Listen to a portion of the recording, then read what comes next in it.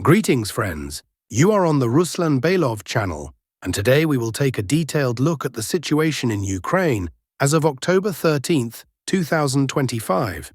A great number of important developments have occurred, so let us not waste any time and begin right away. Reports have emerged that by the end of the current year, Ukraine intends to lower the mobilization age to 23 years. At the moment, the upper limit is 24 years, meaning that those younger than that are not yet subject to conscription. However, according to several sources, the threshold will soon be reduced further, possibly down to 18 years. At the same time, 18-year-olds will not be sent directly to the front lines. They will first undergo 1 or 2 years of training somewhere in the western part of the country, and only afterward, when more prepared, will they be deployed to the front to hold the line. This, in essence, is the current strategy of the Ukrainian leadership. The meaning of these steps is clear. By forcing this reduction in mobilization age, the United States effectively ensures that the front line does not collapse. If the draft age were not lowered, the defensive line could fail, and the consequences of that are obvious. Now that the conscription age is being decreased, the Americans are confident that over the next 1 to 3 years, the front line will change at roughly the same pace as it is now, around 1,000 square kilometers per month. If the Russian army continues to advance at that rate, reaching the Dnipro River or the western borders of Ukraine would take years. During that entire period, the United States would be able to carry out missile strikes deep inside Russian territory, first against military targets and later against elements of the energy infrastructure. This is the price Zelensky and Ukraine are paying for receiving Tomahawk missiles and for what he calls a just peace. The front line will be held by young recruits while American missiles strike deeper into Russia. We will see how this situation continues to unfold. Most likely, Russia has its own countermoves and reserves, which we will learn about soon enough. Now let us move to the front line. We begin with the Zaporizhia direction, where the Russian army continues its offensive operations. Heavy fighting is taking place around the settlements of Poltavka, Okhotniche, Uspanovka, Privolnoye, as well as in the area of Velikaya Mikhailovka. Over the past 24 hours, only minor adjustments have been noted. For instance, some mapmakers have updated several square kilometers near Okhotniche, though there have been no major changes overall. However, a large number of videos have surfaced showing Russian aircraft striking Ukrainian positions both near the Uspanovka and Poltavka fortified areas and farther west. The goal is to break through the defensive backbone of the Ukrainian armed forces and clear a path for further advances. After this breakthrough, the pace of the Russian offensive may increase, potentially reaching Huliapol and possibly Pokrovsk. It is worth noting that such large-scale airstrikes have not been observed in recent weeks. Previously, most of the activity consisted of drone strikes and slow infantry movements, but now it appears that the Russian forces have reached a fortified defensive line and are attempting to breach it. We will continue to monitor how this situation develops. Next, we move to the Pokrovsk direction. Here, Russian units continue their advance, and as we noted earlier, the situation for the Ukrainian contingent has become critical, almost catastrophic. The city is effectively encircled. At this stage, it is a partial physical encirclement. Roughly 20 to 25% of the city's territory is under the control of Russian forces and FPV drone operators. The offensive is being carried out along 3 axes, so let us start from the western flank. On the western sector, the Russian army is leveling the front line between Udakhnoye, the Pokrovskaya mine, Kotlin, and the western outskirts of Pokrovsk itself. Ukrainian sources have published footage of FPV drone strikes on a forest line north of Kotlin, and from these materials it can be concluded that Russian forces have slightly improved their positions. There is a clear trend of movement northward toward the M30 highway and the railway connecting Sergeyevka with Pokrovsk. The most significant updates, however, are coming from the eastern outskirts. Let us look at how the map has changed in recent days. As of October 9th and 10th, there was still a salient under Ukrainian control between Hrodivka, Nikolaevka, Mirnograd, and Novo-Ekonomichne.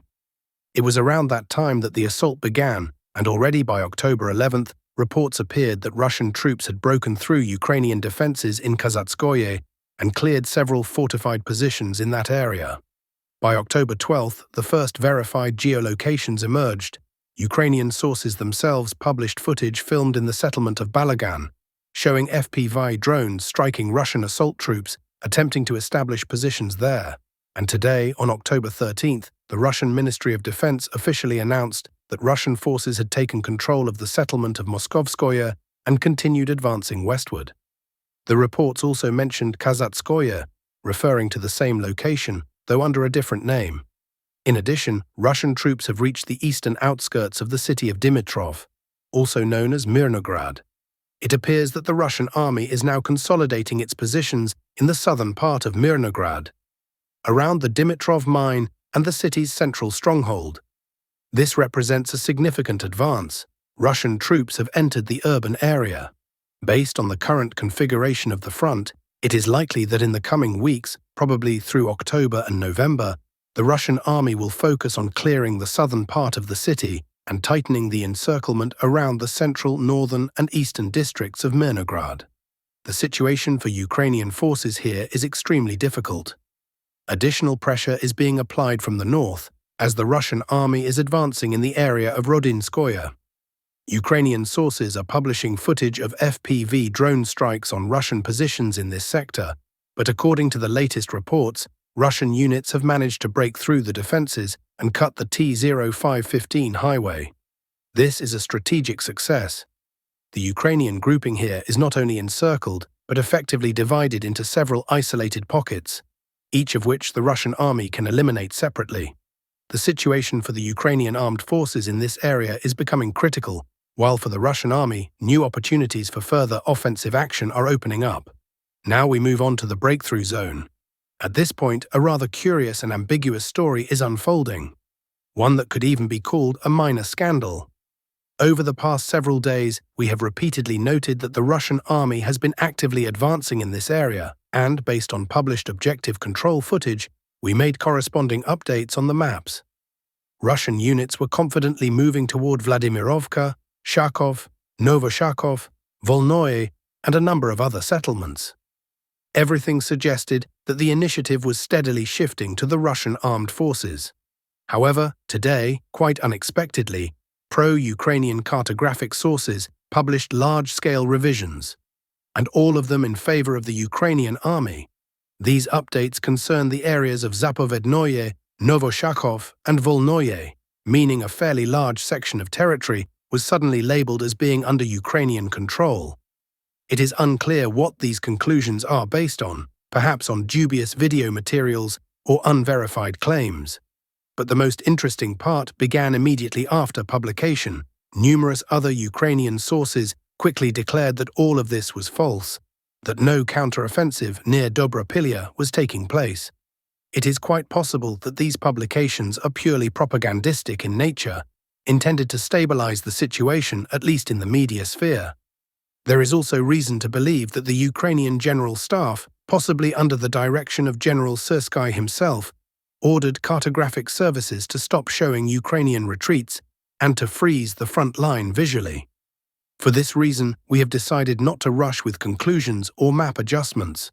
We are waiting for additional confirmations and, ideally, verified geolocations, since the current map changes look extremely doubtful and inspire little confidence in their authenticity.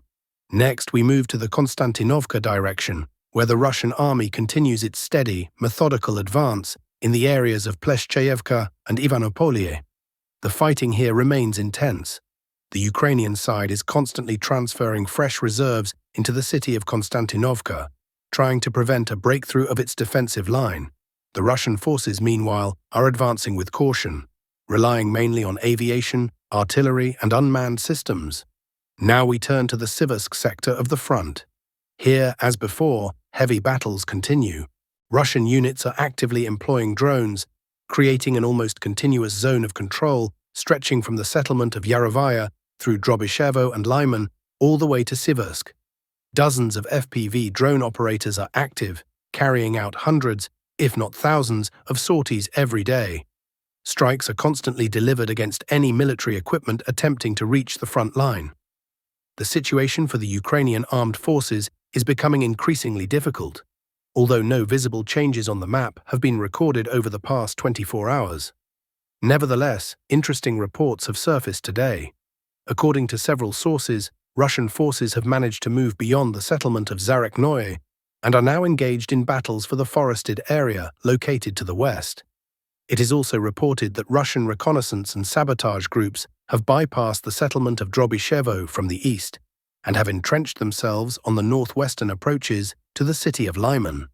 If this information is confirmed, it would mean the first partial entry of Russian forces into the urban area of Liman. Moreover, such a maneuver would effectively allow the Russian army to cut the Drobyshevo-Liman highway and place Drobyshevo in a semi-encircled position. From the opposite bank of the Nitrus River, Russian troops are advancing toward Yarovaya and Novosyolovka. This suggests that Drobyshevo could unexpectedly find itself in a full encirclement. Additional reports indicate progress in the area of Yampol. Pro-Ukrainian cartographers, in turn, have marked the appearance of a new grey zone on their maps near Dronovka, covering dozens of square kilometers between the Seversky Donets River and the settlements of Dronovka, Serebryanka, and Siversk. The emergence of such a grey zone usually means that Russian units are already present in the area, but, according to Ukrainian classification, have not yet secured control. It is likely only a matter of time before they do. Now we move to the Boravoy direction. Very little data is coming from this sector. Apparently, an operational pause continues here. This area is not currently a priority for the Russian army, but nonetheless, important updates were released today. The Russian Ministry of Defense announced that units of the Zapad or West grouping had fully cleared the settlement of Borisovskaya Andreevka. Despite the lack of geolocated evidence or video confirmation, this report indicates a continued Russian advance. The decisive battle for Boravoy, the key stronghold in this sector, is still ahead, but Russian troops are steadily reducing the distance toward it. In the Kupyansk area, the situation, even according to pro-Ukrainian sources, is approaching catastrophe. Reports indicate that Ukrainian Special Forces units have been redeployed there with the task of coordinating operations and restoring order among disorganized troops. The current activity of Ukrainian forces in this direction is described as chaotic and lacking effective command. Numerous videos have appeared showing Ukrainian vehicles attempting to use the remaining logistical routes to bring reinforcements or evacuate units from the Kupyansk pocket. However, any columns entering the drone's line of sight are immediately destroyed by FPV operators. In one such video, a Ukrainian military vehicle was struck on a crossing over the Oskol River, completely destroyed as a result. Such footage now appears almost daily. Additionally, Russian aviation continues striking temporary Ukrainian deployment points and bridge crossings with FAB aerial bombs. Some of these crossings are still functioning, though not at full capacity.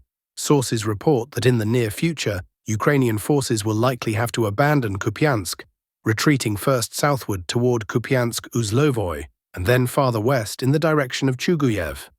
That's all for now, dear friends. Thank you for watching. Don't forget to subscribe to the channel, leave a like, and support the project. Take care, and see you next time.